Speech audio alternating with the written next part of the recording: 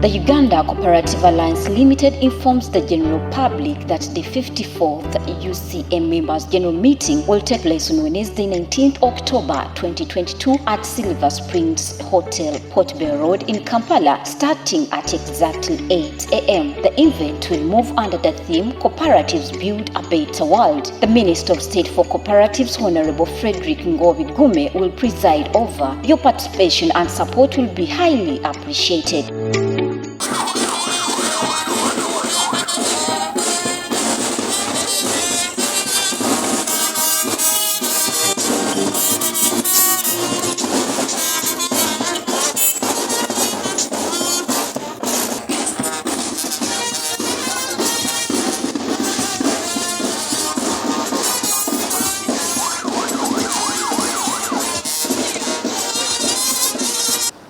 Celebrate the International Day of the Cooperative.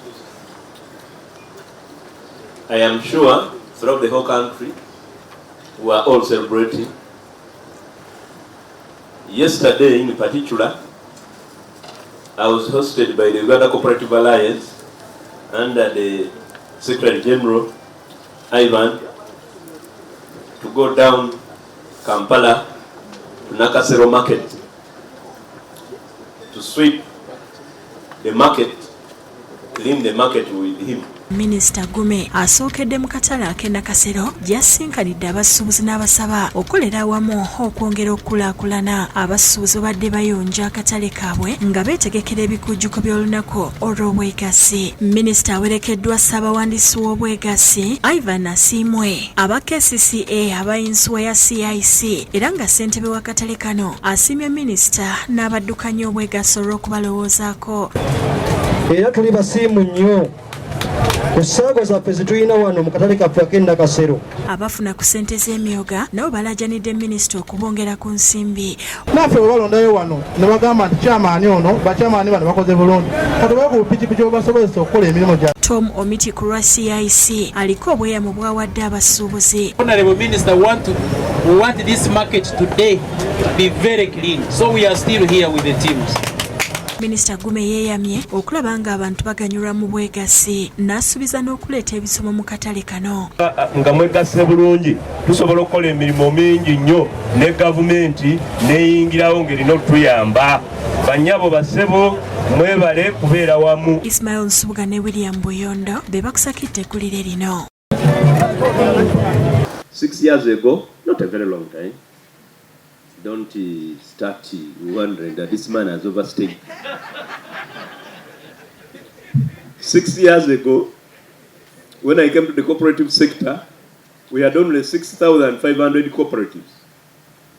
As we talk now, we have about 35,000 cooperatives in this country, covering about 12 million people. And this is not a small force. It is exemplified by the donation of blood that was spearheaded by the Uganda Co-operative Alliance. In one day, Ivan has briefed me that we collected 1 million liters of blood in one day. I have engaged, if it was not for the weather, I've also engaged the Ministry of Environment to provide us with the seedlings.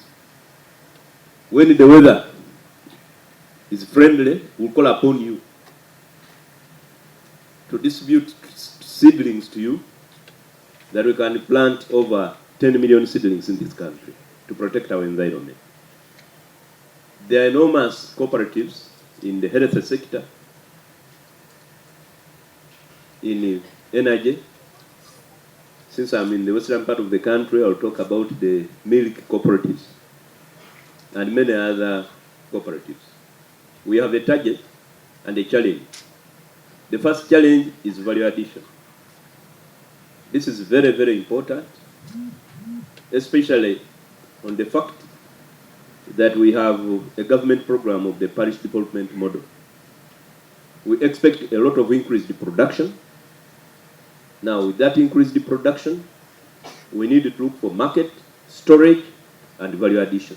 North England found the modern cooperative movement in Lancashire, England, provide an affordable alternative, poor quality and organized food and provisions, using any surplus to benefit the community. Since then, the cooperative movement has flourished, extending across the globe and encompassing all sectors of the economy.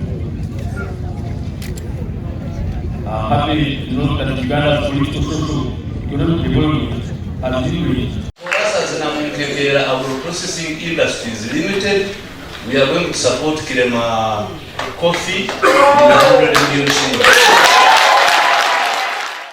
Operation Wealth Creation and Uganda Cooperative Alliance's intervention at this meeting is geared towards finding lasting solutions to increase productivity of all cooperatives in Uganda. If a government implements a project like CAIP, what happens at the end of CAIP? That is where you find that most of these facilities are idle, they are underutilized.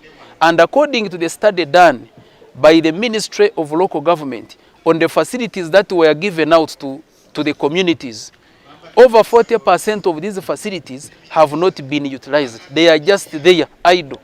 The meeting focused on capacity building, advocacy on policies, electricity tariffs, agro-processing, governance, risk management, implementation and regulatory framework. Ogenda okumaliriza abeegassi abantu abalina emmwanyi bazitutte eruwero kubanga yewali ssente capital gwe balina tabamala miliyoni 3 tebisobola kumalawo emmwanyi ziriwa era bamaliriza emmwanyi bazitisse bazitutte essemuto bazitutte eruwero kubanga eri wootuukira woofunira. Farmers urged government to revive the cooperative bank to address the high cost of loans in order to encourage utilization of agro-processing facilities, such as this at Chilema Agro-Processing Coffee Cooperative. And we think that this niche exists simply because the cost of money from the existing financial sectors has become very high. It's in double digit, and yet for any agricultural sector to operate effectively, at least the single digit to about 6% could be more productive. The Chief Coordinator, Operation Wealth Creation, General Salim Saleh, promised to boost Chilema Farmers Cooperative with 100 million Ugandan shillings and pledged more support through cooperatives once the resolutions discussed are implemented. Because the cooperative bank must be owned by the primary groups. Yes. So muchogera just like sir. Because if you are thinking about the cooperative bank, the biggest contribution now is the 1.1 trillion is against the parish. Because of the Zimbabwe parish, they never owning a cooperative bank here. Government, through the Community Agriculture Infrastructure Program, CAIP, in 2016, set up 270 agro-processing facilities across the country to boost sector productivity and profitability. Unfortunately, all the facilities are operating at 40% of their capacity and below due to the high cost of doing business. Wadulo Makanold, Haruna Mutesasira, BBC News. Farmers who grow major cash crops such as coffee, which is the country's biggest foreign exchange earner, want the cooperative bank revived. This is because of its both complementary and supplementary role it renders to the cooperative unions, which in turn offer attractive prices on key agricultural produce. The issue about the cooperative bank is a very critical issue. This has been done before here in Uganda, where we had a very lucrative business out of this cooperative bank, which was set up by the cooperatives themselves, and it was working for them with tailor-made products meant for the cooperators themselves. And we think that this niche exists simply because the cost of money from the existing financial sectors has become very high. So the members believe that we need to have a cooperative bank up and running. Like it was before, from 1964 to 1999, this bank was there providing especially crop finance, so the farmers would not suffer. For General Saleh, who is deeply involved in the value chain developments, it's not that value addition has not been addressed, but the value chains are not matching the processing installed capacity. Primary processing, you have more than 1,000 assets.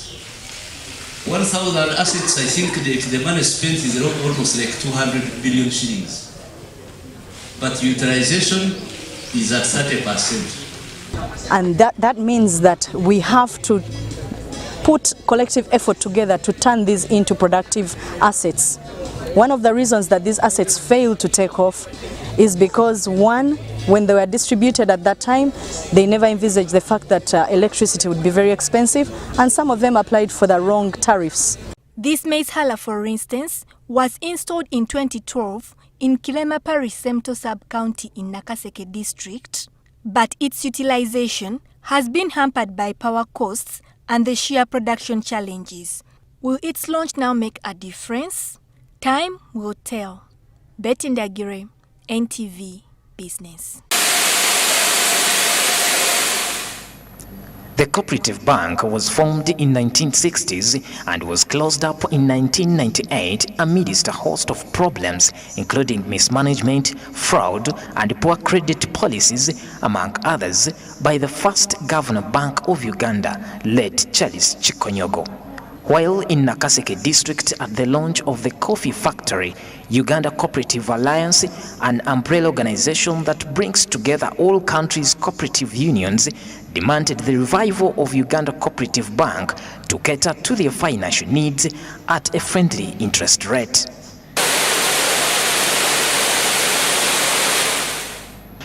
The Uganda Cooperative Alliance Chief Executive Officer Ivan Asimwe says they will meet government officials for dialogue and meet a final recommendation. The cooperators believe that for us to get affordable and appropriate financing in this country, let there be a cooperative bank. Because a cooperative bank will address the financial needs of the farmers. Unlike, yes, we have commercial banks that are providing financing, but the challenge is this financing affordable and appropriate? So the members believe that we need to have a cooperative bank. According to a study conducted in 2013 by the Uhuru Institute Center for Basic Research and Action Aid, the cooperatives had been a vital sector in which the state heavily depended on for its foreign exchange and taxation needs by the end of the 1960s. By 1970, the cooperative movement had become the largest employer in Uganda. Geraldine Sali, the permanent secretary from the Ministry of Trade, says that it's time government put its revival at the forefront. So the issue about the cooperative bank is a very critical issue. This has been done before here in Uganda, where we had a very lucrative business out of this cooperative bank, which was set up by the cooperatives themselves, and it was working for them with tailor-made products meant for the cooperators themselves. And we think that this niche exists simply because the cost of money from the existing financial sectors has become very high.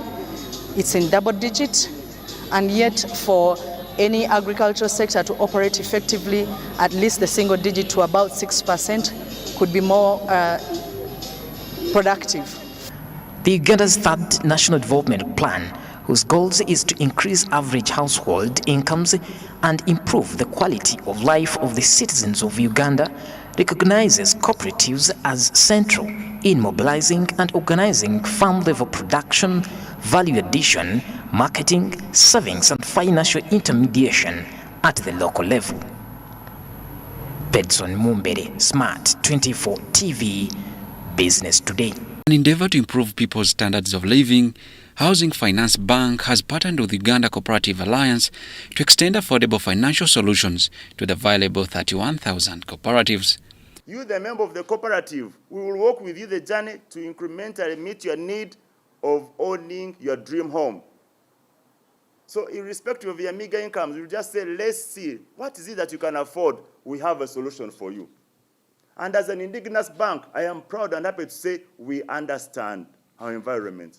According to Michael Mugabe, Housing Finance Bank will establish a scheme to offer loans to eligible cooperatives for housing and agricultural inputs. Interest rates of as low as 12%. There's agricultural credit facility financing initiative of government, through Bank of Uganda. We will work with that. So if those Ugandans that are into the agriculture sector approach us, we happy. Then for the circles that are into this agriculture sector, we have solutions for you as well. The partnership does not only seek to deepen financial inclusion by leveraging Uganda Cooperative Alliance structures, but also to deliver financial literacy to circles and their members. Our role as UCA, mobilize, sensitize them, identify them, and then bring them to the bank, and the bank is able to tailor the products to the needs of those circles and other forms of cooperatives. Now, here is another pillar, the third pillar, which is CIC, insurance, now to mitigate the risks. Do you see that the whole chain is covered? The joint move by the two organizations is championing Sustainable Development Goal 11 and 1 agenda to ensure all Ugandans have access to adequate, safe and affordable housing, basic services and upgrade slums by 2030. Joshua Kagoro, UBC News. The Memorandum of Understanding between the two organizations tackles challenges that cooperatives face in Uganda, like governance and leadership gaps, financial management, and a lack of access to reliable sector information.